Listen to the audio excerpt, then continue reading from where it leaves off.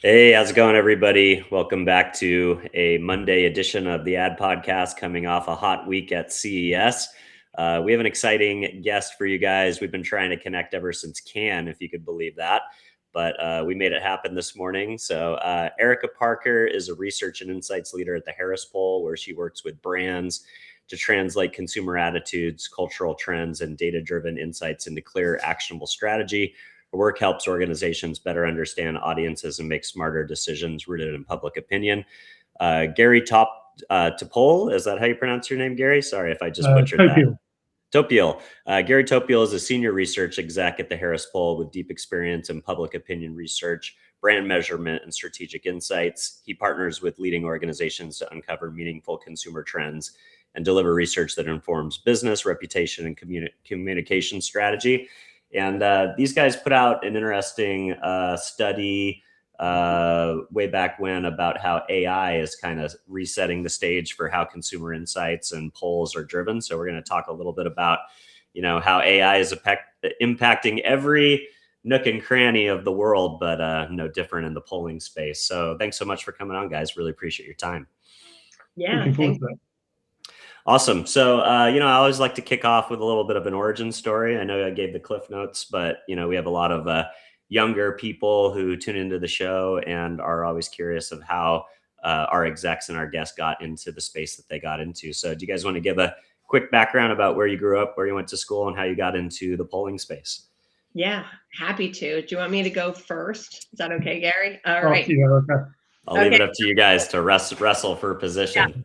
I love this origin story. That's usually what I do is I go all the way back. So I grew up in New Jersey and I went to school at the University of Maryland, and I was always really interested in math, right? And I majored in math and economics. I liked sort of the practical application of math. And when I was trying to think about like where I'm going to get an internship when I was in my later years in college, I was talking to different people and saying, "Well, like, what can I do for applied math?" I was looking at, actuarial science and things like that. And then someone was like, "Did you consider market research?" And so I got an internship with Penn, Schoen and Berland, which is a political polling firm in the Washington, D.C. area where I am.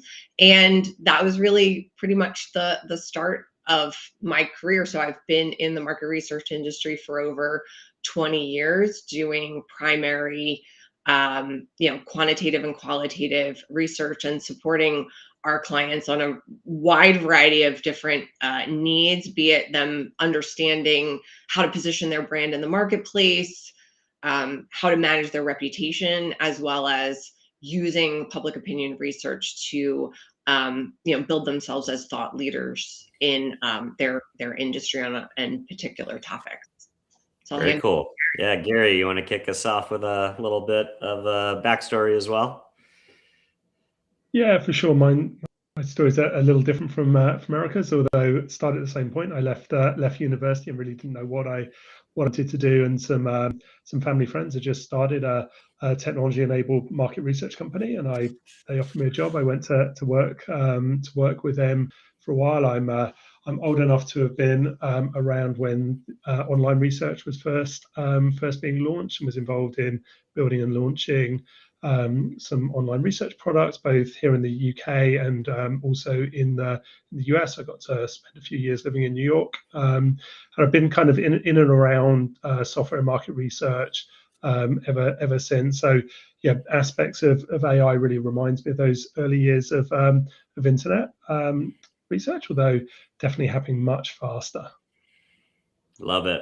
So, one question I wanted to ask you guys. So, I wasn't familiar that Harris Poll was owned by Stagwell and kind of, did as much. You guys are very famous as a publicly facing brand during the election cycle, right? Like that's where we hear all these polls and that get kind of blended into the different averages and stuff like that. But can you talk a little bit about how it works? So I imagine you guys are really busy during election seasons, kind of doing traditional political stuff, but then do you do brand work all in between? Or like, how does that work with the split between the political world and kind of the traditional brand marketing world? Yeah. Yeah. Well, what's actually interesting is that even though our legacy has been in political polling, a lot of our, previous leaders were pollsters for JFK, and then Mark Penn, who leads Stagwell, has been, Bill Clinton's and Hillary Clinton's pollster. We actually don't do political polling anymore. Oh, no way. Okay. So, Because I just remember that name, like the Harris yeah, poll, like that is, in CNN drops or Fox drops and stuff like that. exactly. That is definitely our legacy. So, but yes, right now we do a lot more in support of brands. But as I said, some things are sort of maybe, I guess, politically adjacent, if you will, right?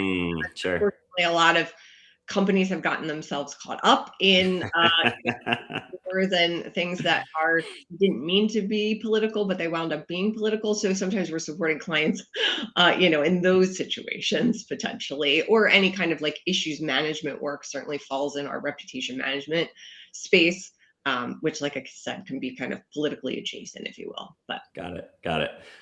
So we're just coming off of CES, Stagwell, as always, making a big splash with Sport Beach, and I know you guys were out there as well. How do you guys specifically, as an agency within the Stagwell network, or with our a company within the Stagwell platform, how do you guys show up and make noise for yourself and get in front of brand marketers at something like CES?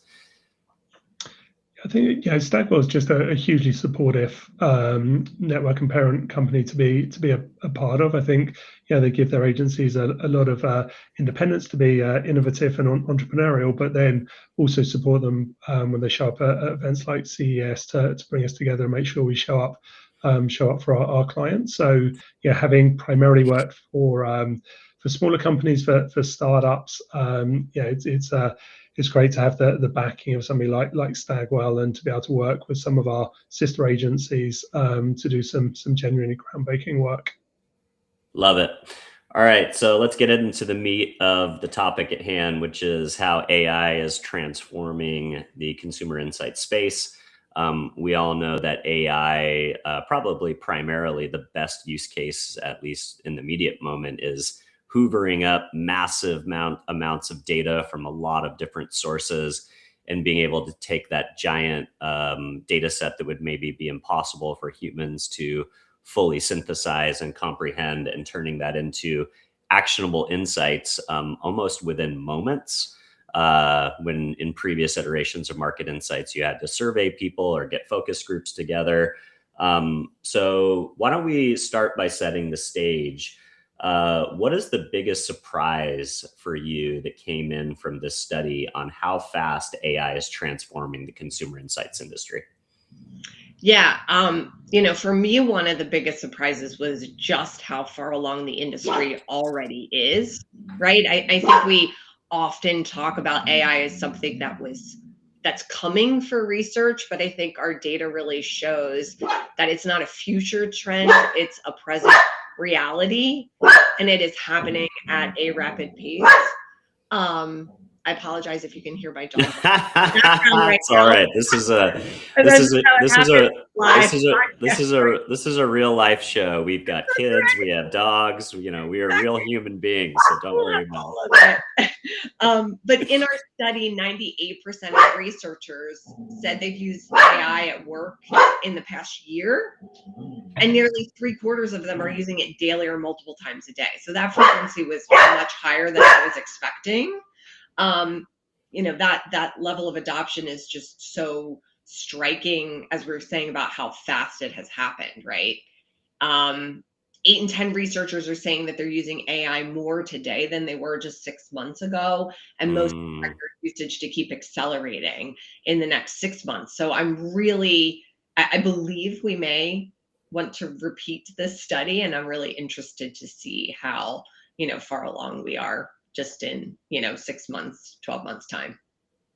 Yeah. And then Gary, one of the things that's been a theme of the show this year is asking marketers and strategists and practitioners.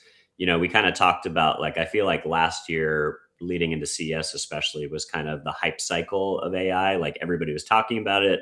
Everybody was implementing AI into their communications and into their stack, but there wasn't a lot of like practicality of like how it was actually being deployed and like real use cases. And I feel like in the last year, that's completely changed. Now everything is about, okay, well, everyone has AI now. Now, how are you actually using it? Can you tell me the most practical use case of AI in the consumer insights industry that you feel is really changing the game from a practicality perspective? Yeah, for sure. And just maybe to build on what Erica was saying, we're super curious about this topic. We've been building software, putting AI inside, and we're just really curious to know how people are using it. So we did go out and do a study amongst a couple of hundred consumer insight professionals within the US. So a lot of, when we're talking about numbers here, that's kind of the background that we were coming from. And I think what's super fascinating for me is that it wasn't about experimentation. People have kind of moved past experimentation phase and are now using this software to genuinely impact their day-to-day business. And part of the reason we know that is, on average, they're saving 5 hours per week through using these tools, and not experimenting, using and kind of saving time. I think, and to your kind of introductory point, that primary use case is looking across data sets. It's how can we much more efficiently analyze data, both open-ended text, video, closed-ended data. How can we look across these data sets, and how can we do it at speed? I think that's the first kind of place that users have looked to, but they are also using it earlier on and throughout the research life cycle. So writing proposals around study, designing studies, designing surveys, interviewing respondents through kind of AI interviewers, all the way through data collection and analysis. So it is being used throughout the process, but the biggest benefit right now is on the analysis side. I love that. Erica, so the idea of AI interviewers is very interesting to me. We've talked about synthetic audiences, but this is the first time I've heard of an AI interviewer. So can you walk us through a little bit how that actually works? Because what is brought to my mind is, okay, somehow you get funneled into a chatbot conversation and then you're talking to a bot versus a real researcher. Is that the right understanding of that? I mean, that has been some applications of it for sure. So, I mean, there is an interest in sort of quant research, right? So being able to get qualitative, deep insights when you're also in the middle of getting more robust quantitative insights. So what has been useful, and we've experimented in the past, where someone would maybe be in the middle of a survey and would get directed to maybe a mini in-depth interview with a moderator. Now we can do that without actually having to schedule it with a human. There is AI chatbots who could assist and probe on some line of questioning for maybe like a 5-minute sort of deep in-depth interview. So that's one of it now. Yeah. I love that. And is recruitment different? Is it being driven by some organic methodology of recruitment, or are there paid surveys that are kind of spidering the internet and people opt in? Like, how has recruitment changed? Well, I guess over the course of my career, it's changed quite a lot, right? I mean, it used to be about calling someone on the phone to recruit them and get them, and now we actually can use, different tools, like being able to reach out to folks and identify them on LinkedIn and invite them in. And certainly we're, looking into the use of AI to help sort of identify, like scrape the internet to identify folks that you could recruit for conversations. But the one thing that you do have to do is AI can both help you and also is something that we have to combat to some extent.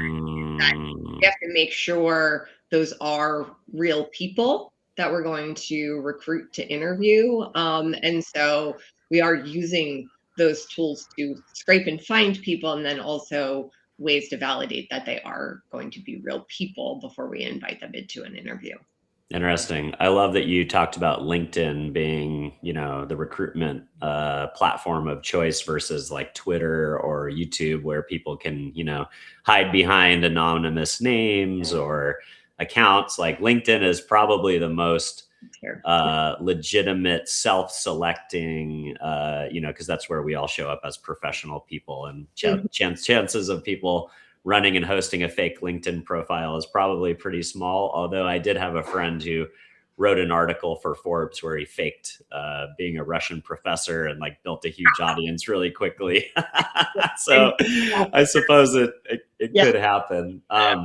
So There Gary, are, go ahead, so Gary. just to follow up on that, yeah, there are there are a lot of professional market research panels out there that have kind of double opted in profiled respondents who are engaging market research for kind of incentives. It's typically, depending on the audience, we would work with those partners.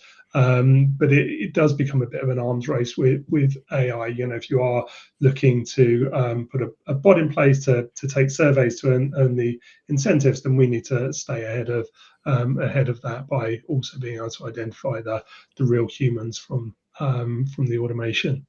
Yeah, interesting. And somewhere else that I've seen a lot of market research deployed in the AI space is around social video, especially in the vertical side. I think vertical video is now 75% of all video consumption on the internet, including Netflix and Hulu and some of these other premium video platforms.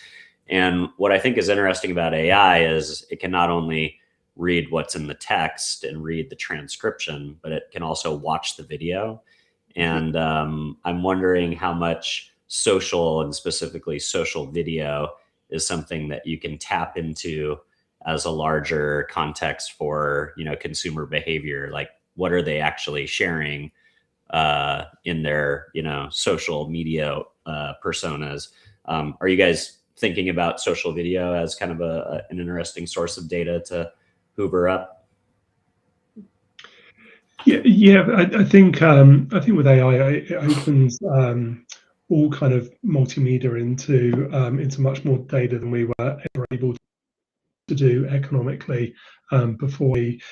If I just think of a video where we're talking to a respondent, being able not just to transcribe what they're saying, but also looking at their body language, their tone of voice, what's in their background, what products can be seen, are all additional data to help us understand what consumers are doing, what they're interested in, and hence what that means for our clients. Yeah, and what I think is really important is that even though, as part of my intro, I mentioned I've done sort of primary market research, I think it's so important that we take into account a variety of different data sources to paint the picture of the full consumer, right? Because there's only so much you can get from a survey or an interview, and there's more information you can get when you have sort of observed behavioral data, or like you said, sort of seeing them in sort of their real habitat in terms of what they're posting in social media and how they're talking about brands in those capacities. So I think what is exciting about AI is it has always been challenging for a human to have the time to look across all of those data sources and to put a full picture together of the consumer. And now we can get there, faster and at scale, with sort of the human critical thinking on top of what AI will give back to us quickly. So Very cool. Gary, I wanted to ask you, and I think this will be somewhat reassuring to a lot of the consumer research professionals out there that might be tuning into the show. You mentioned that researchers overwhelmingly see AI as a partner, not a replacement. So I don't think the consumer insights job force is going away at any time, because it still takes humans to comb through the insights piece and to, once you synthesize all of this data, what does that actually mean to a marketer? It needs to be translated. So what does that partnership look like in practice, and how are the best teams balancing the idea of automation and human intuition? Yeah. So yeah, I think from a human perspective, you could think about kind of the upfront piece. You know, what are the big questions that we're trying to answer? What should we be running research on? What's going to make the most impact on our business is something you really need to be plugged into your organization. So yeah, I think generally kind of contextual awareness we have as humans around our organization, around what's happening in the world, what's the cultural kind of overlay are all super important. So kind of upfront, what should we be doing research on? I think AI is becoming increasingly helpful at the process of doing research and running research and taking a lot of the pain and time and frankly costs out of that process. But once the findings kind of come back, again, you've got to take those findings, you've got to connect it with your organization. We all live within these complex organizations with multiple stakeholders and lots of conflicting views and opinions. So we need to be able to take those findings and kind of authentically take those into our businesses and help them answer the difficult questions. And one of the terms I've heard bandied around quite a lot over the last couple of months is research slop. The build of a kind of AI slop, but it's super easy for anyone, whether you have research training or not, to go to an AI tool and ask it a question and get an answer. But whether that answer is really linked to how consumers really feel, whether it's really predictive of how a product or a creative or people are going to behave in the future, it is still grounded in the kind of the science of market research. Have you got the right base sizes? Have you asked the right questions? You're interpreting the findings in the right way. So I think trained research professionals still have that role of advocating for the science of market research, for leveraging all the benefits of AI to move faster, to answer questions at the speed our businesses are moving, but to make sure that we're giving the right answers to the difficult questions. Yeah, and we've been talking a lot about AI as a co-analyst. So to Gary's point about sort of the human is sort of dictating the parameters of the work. The AI is helping with some of the sort of administrative or what typically were sort of entry level, like tasks in the market research process, and then the human sort of comes back in with the critical thinking and the judgment and the context piece of it. I think that's what we're seeing in terms of the collaborative partnership right now. What I think is going to be interesting in the coming years is I do have some concern that may create a like a skills gap, right? Because if we do not figure out and reimagine what the like the career trajectory looks like in market research, if a lot of sort of those entry level tasks have now been taken by AI, what does sort of it look like to be a junior analyst in the market research industry? How do you build that research know-how that allows you to judge what AI puts out, whether it's right, if it stands up to sort of the kind of research standards we have? That's where I think it's going to be interesting to see where the industry goes. Yeah, I think that's a great insight. And I think that's shared across many parts of the marketing profession, Yeah. whether you're in media or business development. Like there used to always be kind of an entry level grunt work, pay your dues component of all of these different professions. And now as those get automated or augmented by AI, what is the training methodology for bringing in new talent and giving them those reps, in what sometimes would be considered grunt work. But the grunt work also is what builds the muscle memory to then go do the more strategic stuff, as you get rise amongst the ranks. So I think that's a great insight, and an insight that's being shared in some level of concern across the industry at large. So thanks for reinforcing that. I wanted to talk a little bit on the productivity equation. I think that relates a little bit to what we just touched on, but I think more importantly for strategists, if AI saves researchers an average of over 5 hours a week, where are those allocators? Where are those hours being reallocated now? And it seems like, analysis, creativity, and I love the idea of client-facing strategy, like the idea that now people are getting less hands on keyboards. Maybe, Gary and Erica can go to CES and meet with clients and do the socialization piece and get out of the laboratory with a little less guilt of the work that needs to be done at home. So where are those hours being allocated, and where do you think they should be allocated? Yeah, so our study actually included responses from both the vendor as well as the client side. So I think Gary and I can sort of talk about it from those two perspectives. But from the perspective of the vendor or the agency side, this like newfound time they have with the help of AI is incredibly valuable, right? So as we were talking about, instead of being bogged down in some of those manual tasks, data cleaning, coding of open ends, these things that are necessary, but take time away from some of the other aspects. Teams now can take that time, right, and help really differentiate what they're providing to clients. So, as you mentioned, sort of in the question, they are taking that time and doing deeper analysis, adding more contextual data and storytelling, getting sharper on their implications and consultative conversations with clients.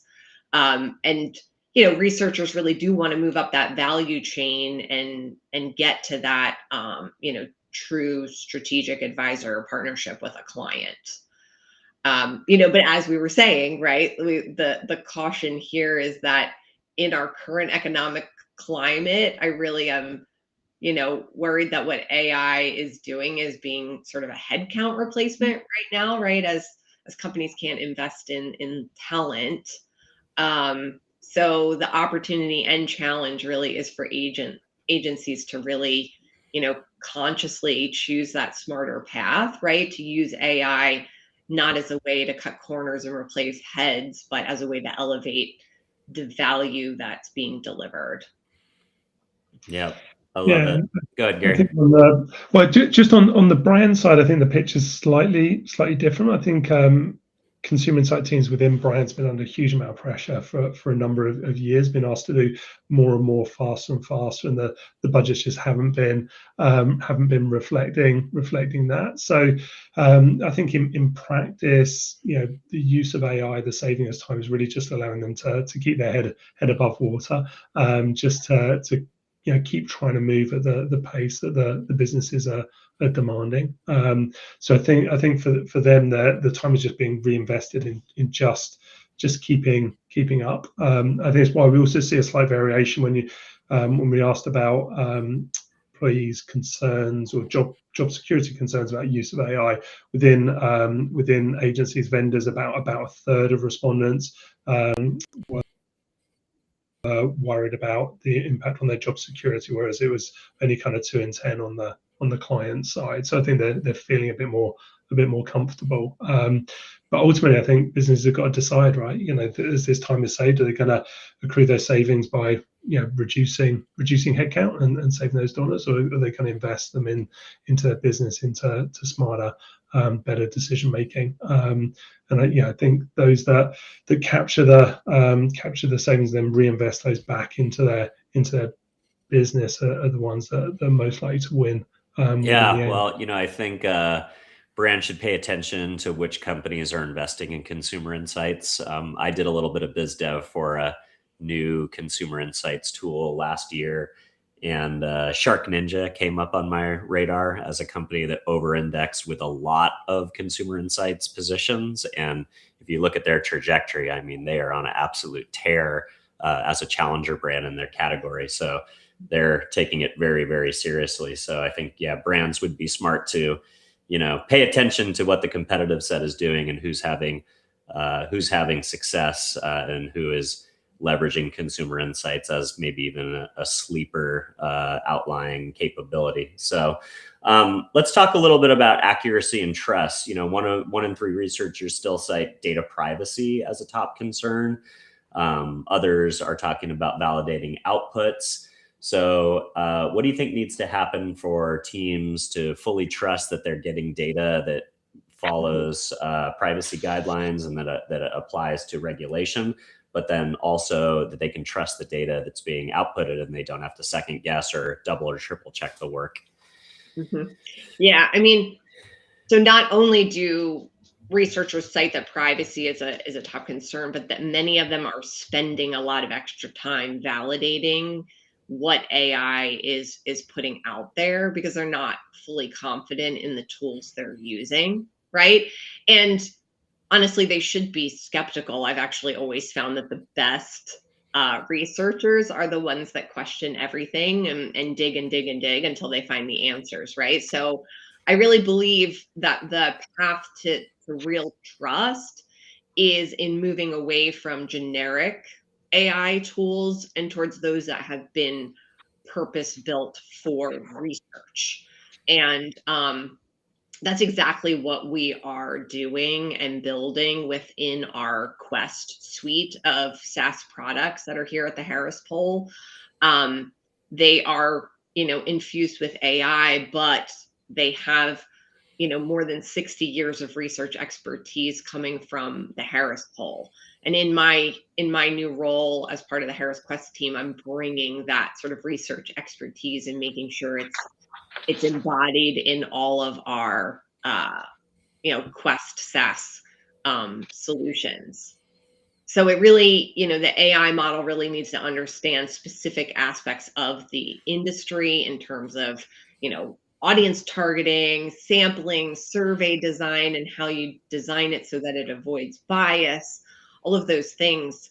But even with the best of tools, as we were talking about the sort of human AI partnership, a human must still sort of remain in the loop to review and validate and refine with the context and judgment that only humans can bring to the table. Yeah, I love that. I love the idea of like, the most valuable AIs right now in the business world are the ones that are trained on proprietary models, ones that have pre-existing data sets that aren't publicly available. It's not just a reskin version of ChatGPT that has a fun interface and a new marketing campaign. Exactly. So I think that's what a lot of marketers should be asking themselves is, what's your proprietary edge to your AI that is not just a fun UX on these existing LLMs. So go ahead, Gary. I think just a bit of that, Eric and I have both been doing this for a while, kind of checking reports, checking data output is a kind of core part of being a researcher. And you need to build the tools in order to facilitate that. Just because AI is involved in the process doesn't mean you forget everything that you've learned around about accuracy and kind of data quality. So if you're building tools to generate reports, that's phenomenal. But how easy is it to take those reports, read through them, link back to the underlying data, validate that it's been put together correctly? I think about AI right now.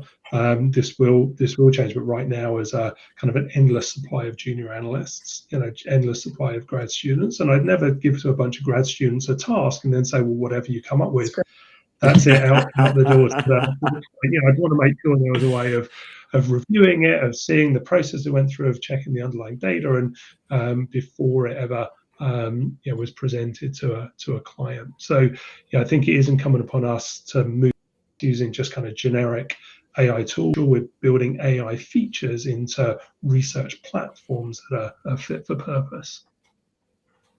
I love that. I found it fascinating that 39% says 39% of the respondents say that AI actually makes them more creative. You think when you're starting to, maybe dumb yourself down by outsourcing tasks to machines, you would think that would maybe make you a little bit more lazy or a little bit more dependent and maybe less creative. But I see that in my own life. I've been fascinating or imagining an ad that I would do for my fractional CRO consultancy for a long time and just never had the budget to do it. And then over the holiday season, went on to Adobe Firefly and actually created that ad to see what it would look like. And it was almost to the point there where I was thinking about running some media behind it. So I feel like AI gives us all the ability to kind of take our daydreams and put them into the real world.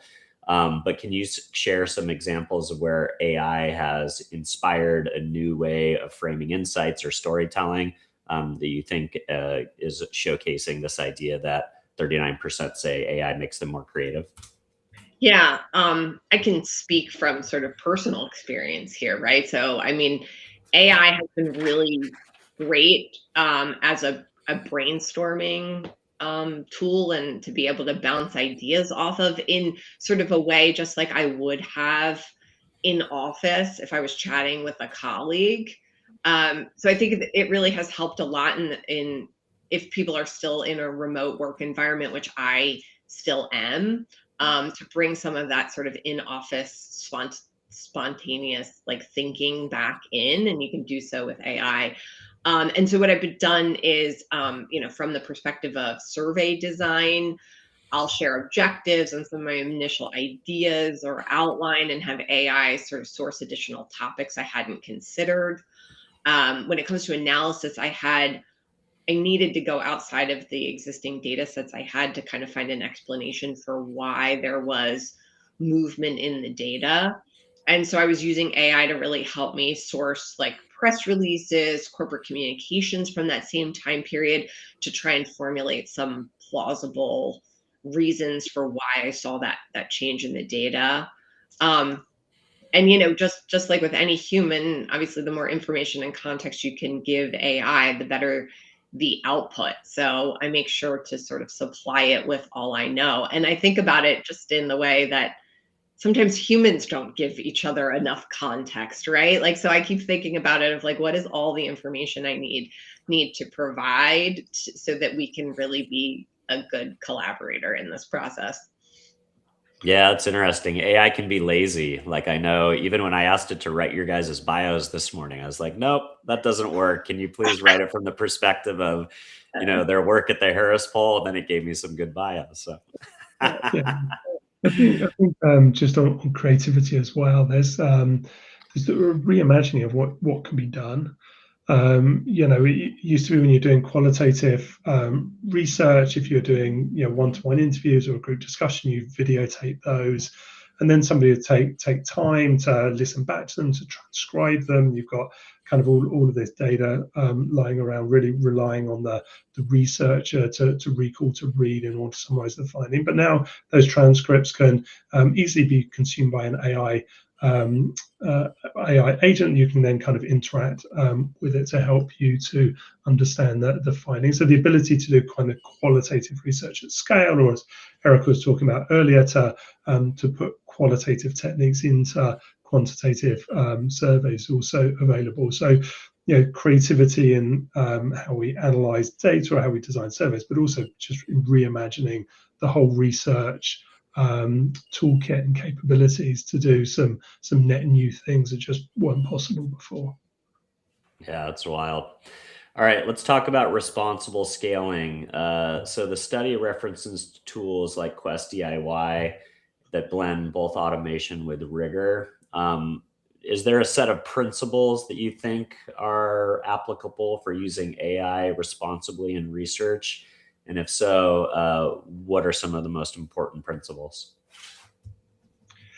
Yeah, I think right now, where we are today, making sure that it is used as an aid to human execution and not something that operates, wholly independently, is important, and that we take the time to build research best practice into the tool. So, does the AI assistant understand what a good question looks like versus a poor question? Does it understand that the order in which the questions are asked can influence or bias the understanding? So how can we build kind of research best practice into the AI assistant and then have it there for our users to use to speed up the process, to be their kind of their help, their advisor, their innovator, but to still have somebody involved. And then most recently, what we've been doing is building in what we call a research constitution. So, for each of our clients now, we have the objective of the research. We have our underlying kind of research best practice, but they're now able to have a research constitution where they can say, okay, for our organization, we want to use this tone of voice when we're talking to respondents. We want to use these scales when in our question types. We want to research these topics. We don't want to research these topics. So kind of a blending together of research best practice, research objectives, and organizational preference in order to make sure that we're not just churning out generic surveys. We're not going to get innovative findings if we're just running generic research. So it's got to be super relevant to the client and the topic at hand. Love it. Erica, what does consumer research look like in 2 years? How will machines and humans be collaborating? Ooh, yeah, I know. I've been thinking about this, and I feel like if I really did have the answer to this, I think people would be paying me quite a lot of money to see down the path and implement my perspective. But like I said earlier, what I think I can say is that it's going to experience an immense amount of change in these 2 years. And the skills that will be needed and required will be quite different. And as I was saying before, what I think is both the challenge and opportunity in the next couple of years is how employees in their companies sort of help prepare for the shift will make the biggest difference between who is successful and who sort of fails during this time. So as I said, one trend that I'm really particularly interested in keeping an eye on is what career and development paths will look like in the market research industry. As I said, currently we have really seasoned researchers who can appropriately train and evaluate AI as it's developed, and incorporate those sort of best practices into the research workflow. So how will we equip that sort of next generation of researchers to have that same level of judgment and context to critically evaluate what AI produces will be sort of my big question and my eye on that trend. Love it. Gary, you want to leave us with any predictions?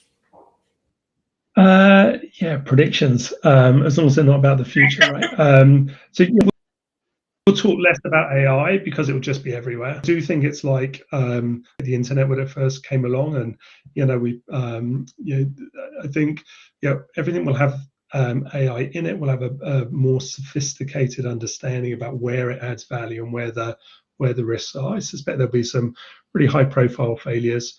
Projects executed poorly, decisions made with based on something that ChatGPT kind of threw out there.